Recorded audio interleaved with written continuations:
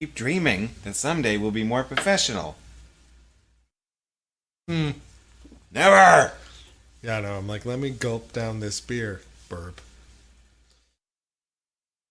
Oh, I know we're supposed to go right into it, but now I'm all like, hey, how's it going, microphone? Ah, okay. How you doing? Good. Sorry, okay. So, I go onto Twitter sometimes. And Sometimes. Yeah, Twitter. Is that one of those social mediums? it captures the essence of the planet really well. Ooh. Because, it's so unbiased and all that kind of stuff. Anyway, one of the things we have been, you and I, and then some other friends of ours, have been talking about a lot is the amount of information coming out that is, what is it you often say? Scientistic? Yeah. Or whatever.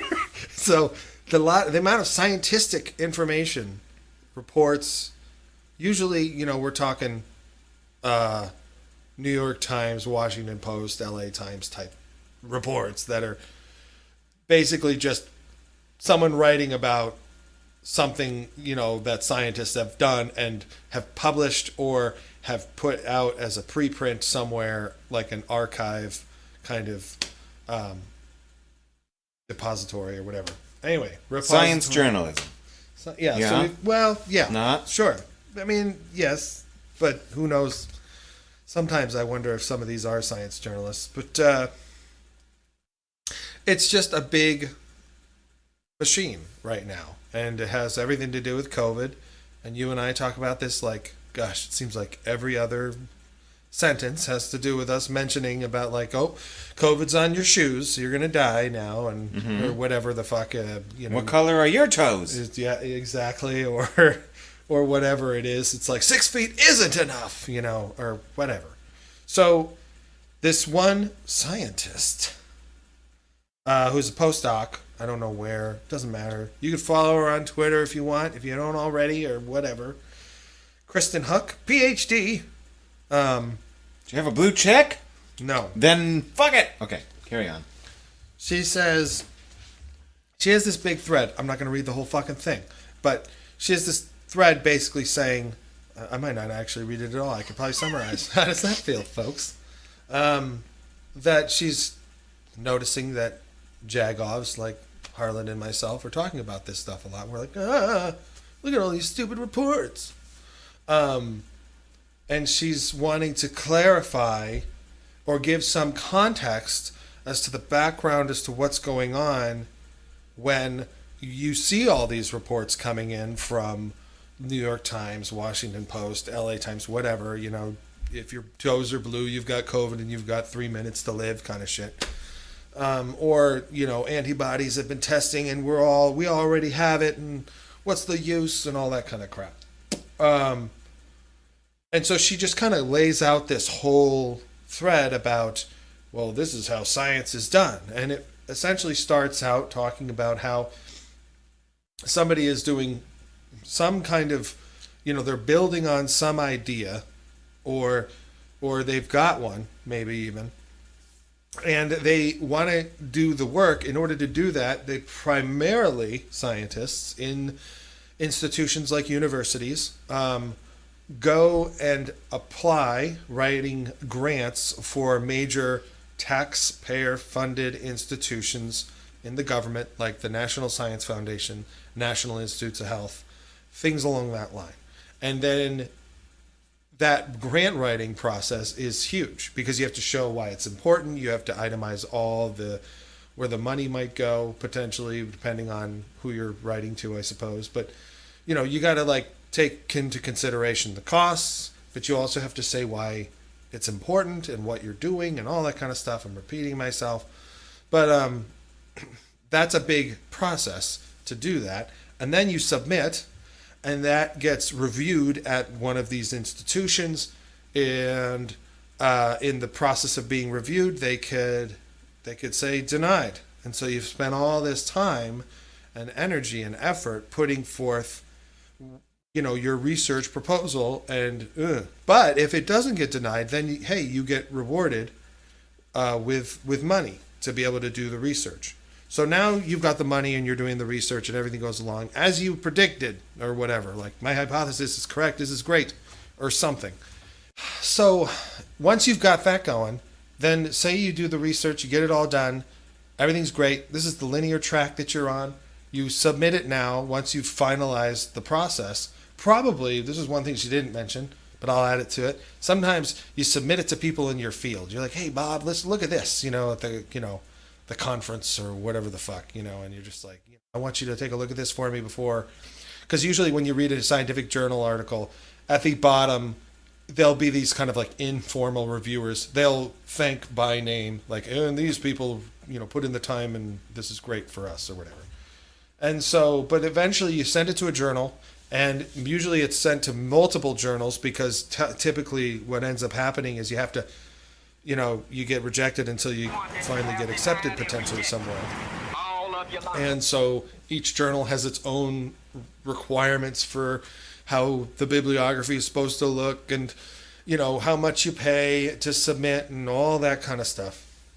And then finally, if it gets accepted, then it's got to be peer reviewed and all that kind of stuff. They're really going to look at it or whatever in their vetting process. Finally, it gets peer reviewed, and if it's all a go, then they'll do the final edits and they'll put it in with the other, whatever volume or issue that is coming out next, or whatever the schedule is that they have, and you get published. And then if your publication is of value or interest or catches the eye of someone at the New York Times, maybe they'll write about it, So there's this long process that happens. It seems to me, because I've gone through limited amounts of this type of thing. But it seems to me like it's excruciating. Many of these people have lives potentially outside of this work. It's just a lot. And it requires a tremendous amount of time and money and effort, all that. And she's just basically trying to say these are the things that ensure that the research that you do look at is to the best of our abilities, hopefully, fingers crossed, all that kind of stuff. And while it's not a perfect system, it is the system that collectively scientists and other people in other fields likely using the same model of publications. It's kind of the best that we have right now. So when you see these like preprints that are like, oh, antibody tests have come out and blah, blah, blah, relax. We don't know anything yet. There may be people who are experts in the field who have a lot of experience with this stuff that might say, yeah, but, red flags are coming up for me for this reason or that or whatever for the research. So it's just a thing that she tried to do to provide some context. And on the one hand, I think, hey, great, good work, And on the other hand, I think, well, even that's not really the way, as I understand it, as things go. There's a lot more to it than just simply that linear process. And I was thinking about it. Well, of course, she's making a thread on something like Twitter, which is totally linear. So how's she going to tell her story? There's no way to branch out and have like a tree of potential things that happen, where you step forward or not and all that kind of business. But I will ask if you have any questions, Harland, because there's no one else here but you and Knox. And so I thought, well, maybe he's got something to say at this point. I don't know. Well, what it sounds like she is emphasizing with her description of the process, to the extent that it's oversimplified and partial, is that she's stressing the conservative nature of science as an institution, or the way that it's practiced institutionally on Earth 2020. That she was talking about how we need to do this, and this is a good thing, that you've got to go through an arduous and diachronic process, because once something has been published in a quote-unquote respected journal, then there's a lot of precedent in science, and then it's going to be cited later by someone else. And we want to have a fair amount of trust in these repositories of scientific texts. Because if it were relaxed in these various ways, if it were easier to fund research or to publish the results, that we'd be in danger of letting through poor quality work, or worse yet, fake. We faked our data or something, and then that would be hard to expunge from the record moving forward. Is that part of the point of this? And all of this sounds ideal. It sounds to me like the scientific method way of looking at things, where, you first have an idea potentially, and then you collect some information to be able to potentially test that idea, and you have a way to be able to answer that hypothesis or to confirm or whatever. And then once confirmed, then maybe you can go through the process some more, and it can kind of live a little longer to retest, or however you want to talk about it.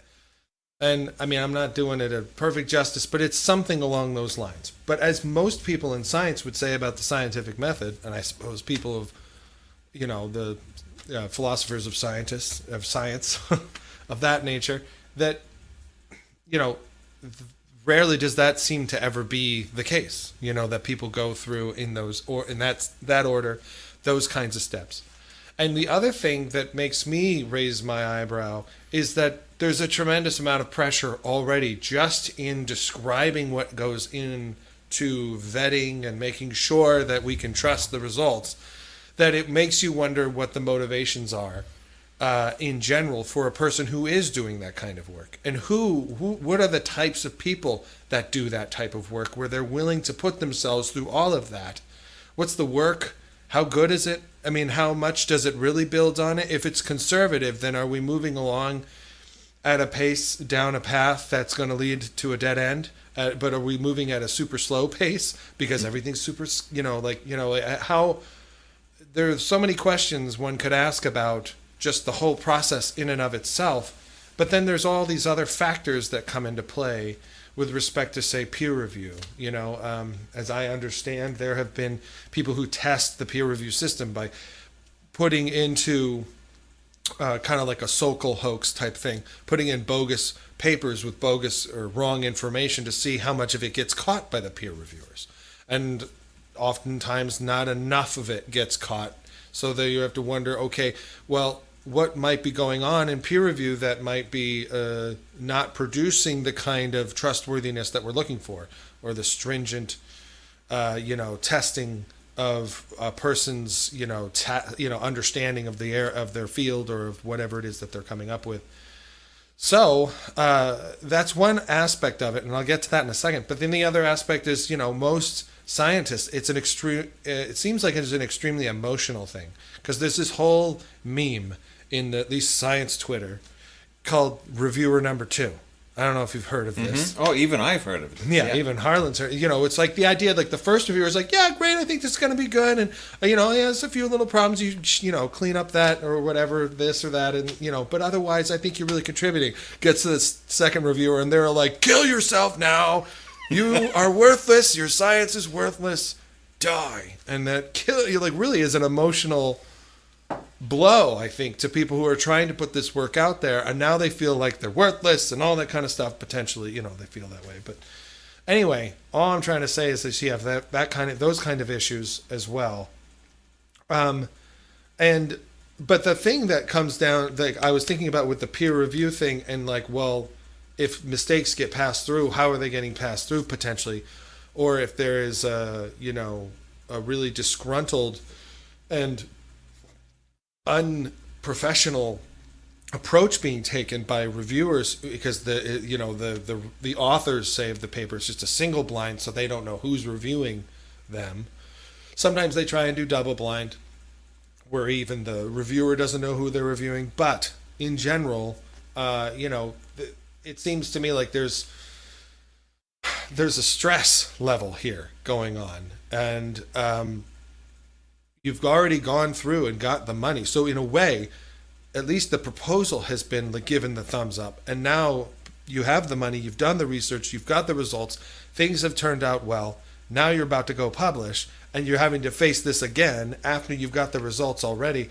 It just seems like, it seems a little bit like the system is not very well oiled. Like there's a lot of gunk in the system slowing things down.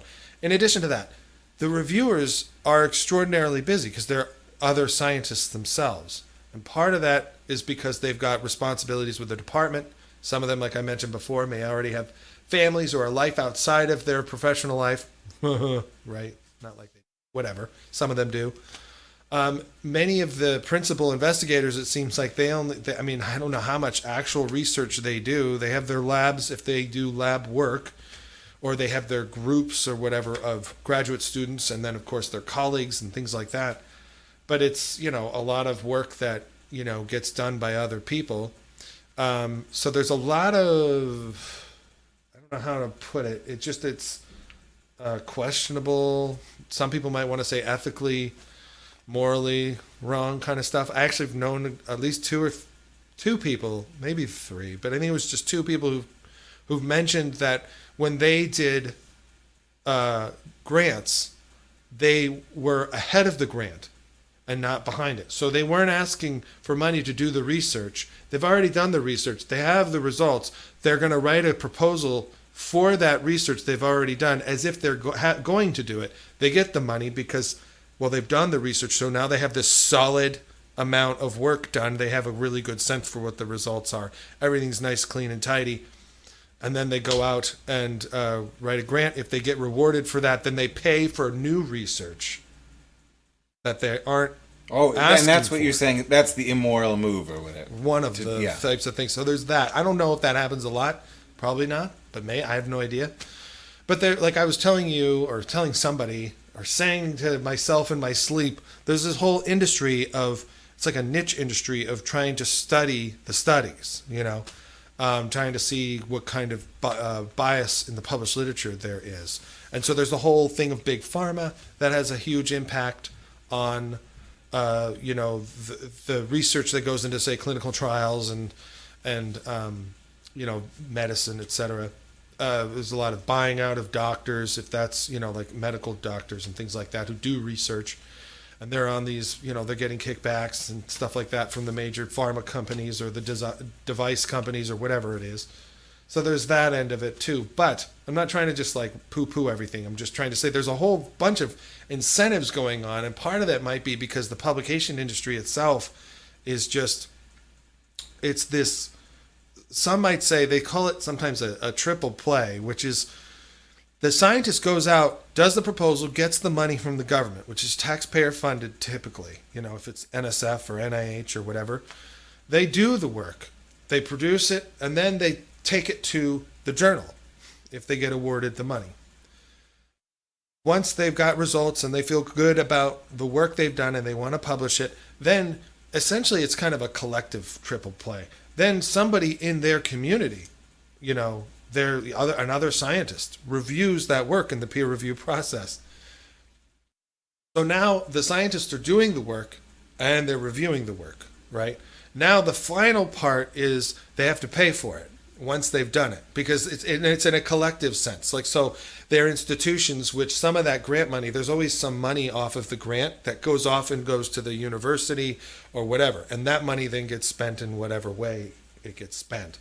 So maybe some of that goes to the library, and maybe the library takes some of that money and spends it on getting all the Elsevier journals or the Wiley journals or whatever it is. So in a way, it's like all this money kind of gets,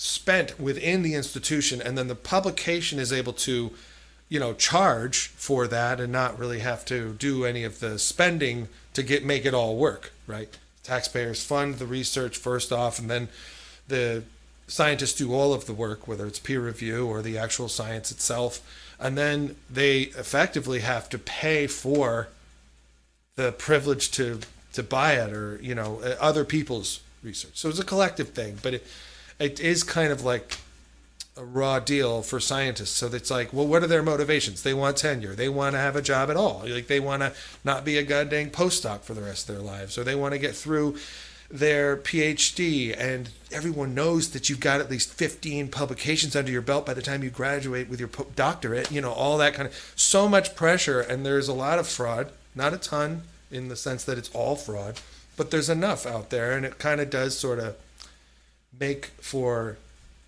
I don't know, real issues or whatever it is I'm trying to say. However, now we have this whole thing in the psychology, the psychological science. And, there's the whole replication problems that they have because they have a standard about replication that they want to uphold and they can't meet that standard.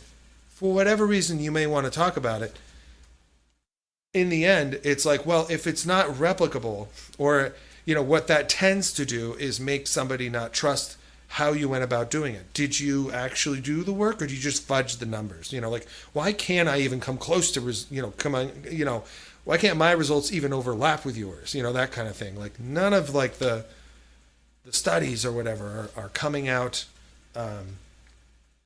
as confirmed in the same way. And that's where the replication crisis or whatever in psychology is coming in to play. And it makes you wonder, well, what is there any motivating factor? Is it, it's publish or perish. It's get the grant or, not have any money to do anything, Literally, the grants help pay their salaries and the salaries of, their students, and it makes them relevant in the eyes of the deans at the universities. It's like there's so much crushing pressure. What the product that's coming out that they themselves, in a way, collectively, again, have to buy back from themselves because they did it, like whatever. Like that is just how good is it now? I was talking about on Twitter about how like there's in medicine a lot of these studies that come out about one thing or another about obesity or alcohol or blue toes or whatever. A lot of these are these studies that in the the quality of evidence as the medical researchers deem it are at the lower end, and that also it appears based on some studies. And I'm not citing any of my sources, but that seems to be a problem as well in that they like those kinds of studies. The New York Times, Washington Post, LA Times. So, I don't know. That's just one thing. So she's got this science communication thread, and I'm like, ping, ping, ping. Like shit's just flying out all over the place for me as I read it. And maybe that's just normal. Maybe that's normal in the everyday life of a human being on Earth 2020 who has a vested interest in something. It could be video games. It could be whatever, But I was just, since it's important, since it's COVID, since it's all this shit, I just thought like, well, is it possible that the problem is already in place and something like COVID, like it does with everything else these days, exacerbates, the nature of the system or whatever it is, the behavior of the system in a way that makes, give people a real sense of fear and then put it in with this system of highly motivated people to get results, Seems like a perfect storm for a disaster for misinformation and confusion and all kinds of things. Anyway.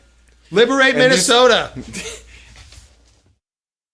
Yeah, as you're talking, so many issues come up in my brain that I wish I had been taking notes. One very basic question that I have is, so a major part of the point of this thread is to talk about how money in science, and how if you want to do research, you need to be able to finance much of it. It's not like how it works in philosophy, where I sent a grant proposal to Angela Merkel to try to get a new armchair. And she was like, nah, what are you going to think about while you're sitting in this armchair? I was like, I'm going to think about radical skepticism. And she was like, no. I'm a quantum scientist, damn it. But we've got enough armchairs. But in science, you need all this money. So you need to write off to these big... one small question is, are most of them government? How many are private versus that? And then the other question is, who makes the disbursement decisions? Are the people who decide which research proposals to fund themselves scientists, or somehow relevant? Are they aware? Are they smart? Or is it just, who decides where the money goes? Well, as I understand... I don't think that the reviewers necessarily, their reviews help decide who gets funded in a way. But I do think that there are, I don't know, editorial officers at the NIH and NSF and stuff like that. People who do kind of in the end go, okay, we're going to sign off on this one and let this one go through. But that information doesn't just go straight to like a scientist's bank account. It has to get vetted through the university, right? It has to go, or wherever institution that they have. And if it's a university, they may take a large cut of that, and then you get what's left over. So you have to you have to take into the calculation what the percentage tends to be in your university of the money they're going to take, and then bump it up from there. Probably. I mean, it's well, so or you'll be with less. Right. I mean, part of this is just how many levels of bureaucrats there are, whatever, and you only waste is a big part of it. But I'm also just wondering, when you've got, let's imagine, this very intelligent and interested, earnest, honest individual who has an idea and they literally need some money to engage in the behaviors that they need to verify the likelihood of their idea. So they say, I need some money. And they go ask. Is the person they're asking like a Joffrey Baratheon type or whatever? Like, is it just, oh, we go to the king, and they might be a 12-year-old kid who doesn't know a damn thing about anything? You know, who decides who gets the money? That person themselves ought to be, it seems, scientifically literate. And are they, or why? I think, yes, at the NSF or NIH, for sure. I think these people have that in their background. I don't know if every single one does, but I'm guessing that a number of them do. You know, but part of it, like when I worked for the part of it's like coming from like my work that I did with respect to the bias in the published literature stuff.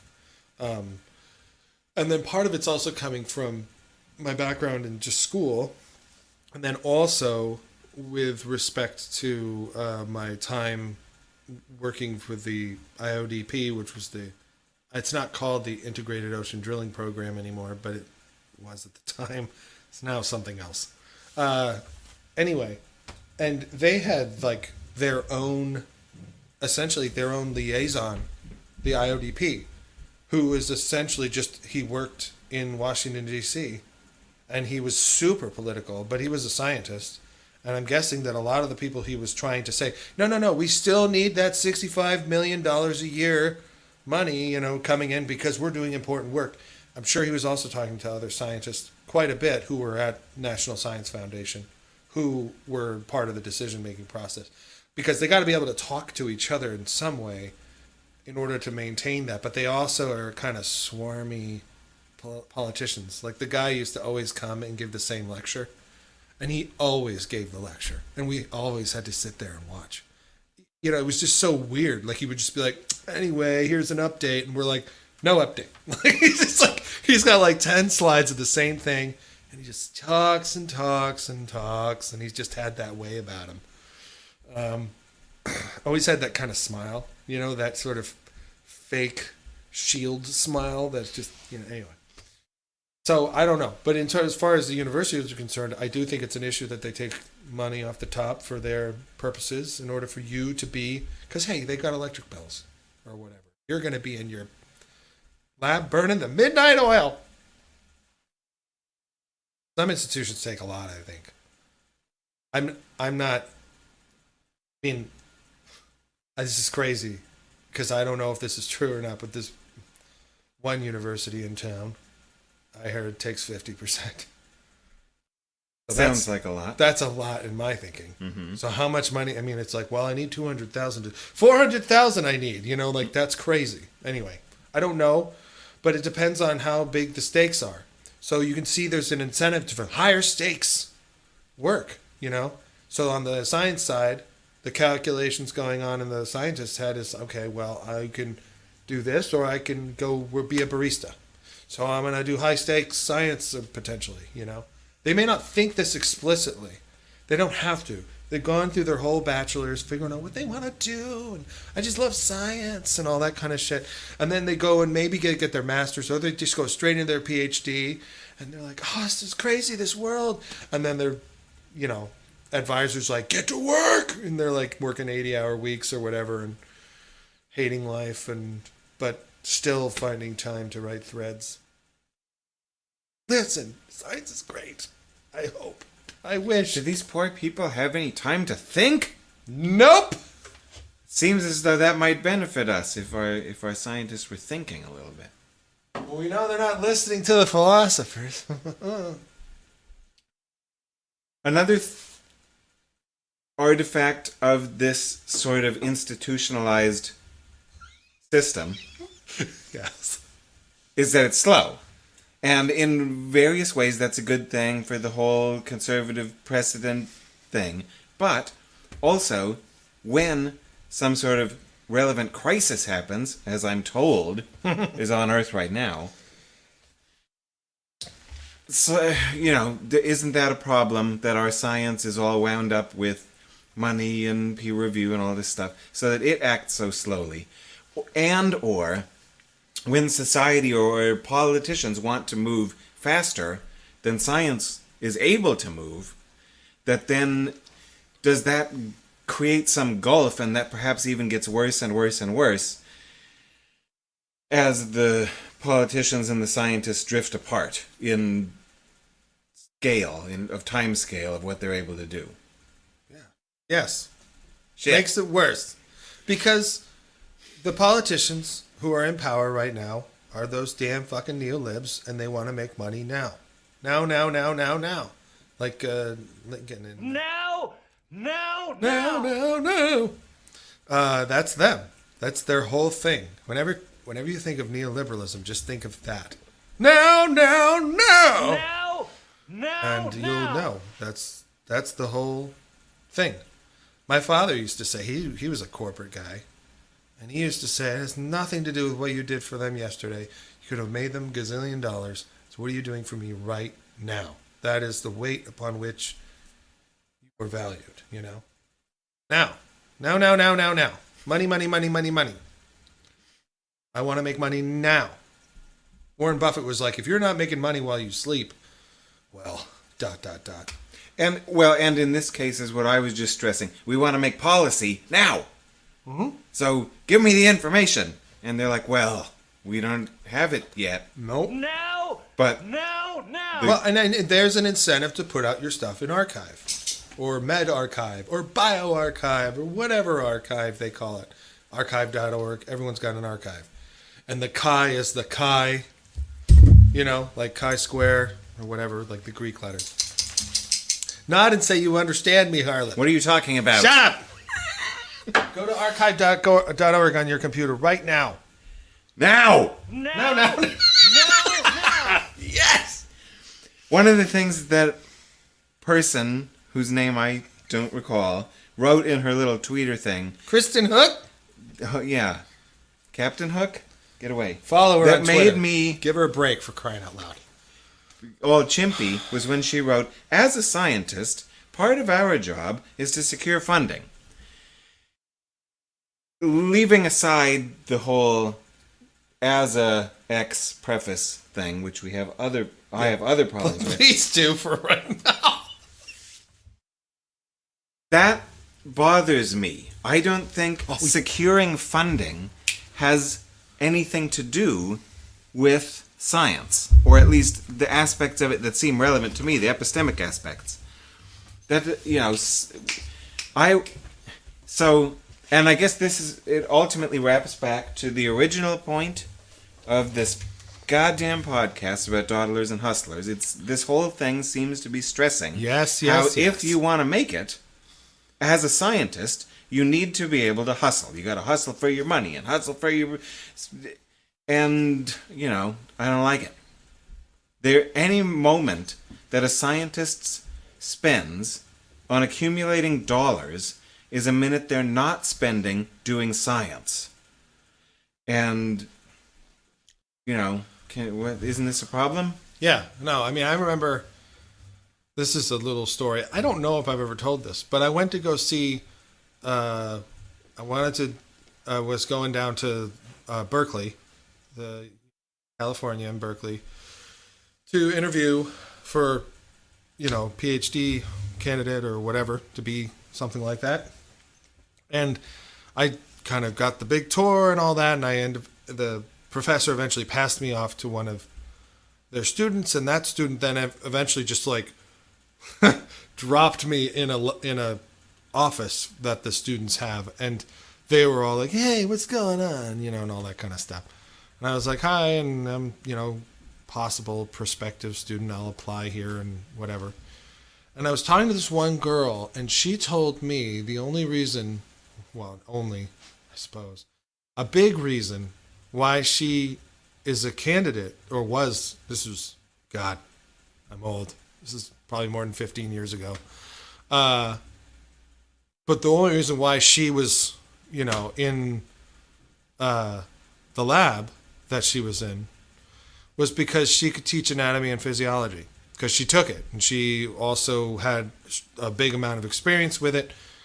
Maybe at one time she wanted to be in the medical field. Usually that's something you got to do. And so she had a good, strong background in that, and the department there had an anatomy and physiology, course. And the person who she was trying to get in with, the professor, made the case for her there on that matter.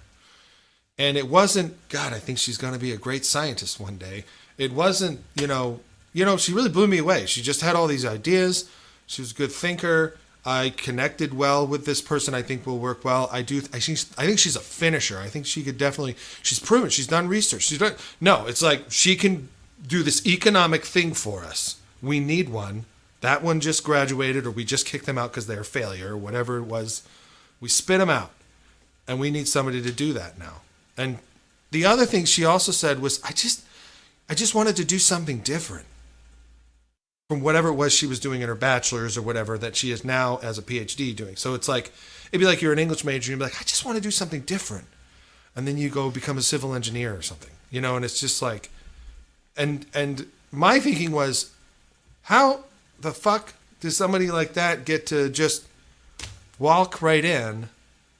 And there were probably plenty of other candidates, potentially myself, who had much stronger background in that field, who was coming already with the information given to me by my professors, because everybody's sharing all this stuff and all that kind of stuff. And I was reading my own stuff, whatever. Plenty of other people probably just like me.